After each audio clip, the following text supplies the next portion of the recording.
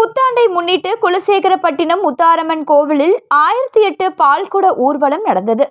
தூத்துக்குடி மாவட்டம் திருச்செந்தூர் அருகே குலசேகரப்பட்டினம் முத்தாரம்மன் கோவில் அமைந்துள்ளது. இந்த கோவில் தசரா திருவிழாவிற்கு புகழ்பெற்றது.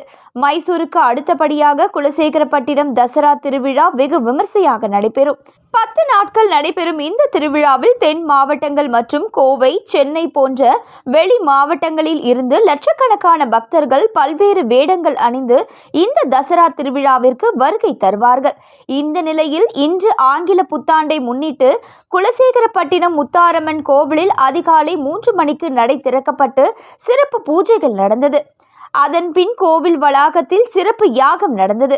அதைத் தொடர்ந்து உலக நன்மைக்காக ஸ்ரீ ஞானமூர்த்தீஸ்வரர் சமேத அருள் தரும் முத்தாரம்மனுக்கு காமதேனு குரூப்ஸ் அபிஷேக வழிபாடு மன்றத்தினர் சார்பாக 1008 பால்குட அபிஷேக விழா நடந்தது. இதற்காக குலசேகரப்பட்டினம் சிவன் கோவிலில் இருந்து 1008 பால்குட ஊர்வலம் மேலதாளம் முழங்க ஊர்வலமாக எடுத்து வரப்பட்டது. இதில் ஏராளமான பக்தர்கள் கலந்து கொண்டு சுவாமியை வழிபாடு செய்தனர்.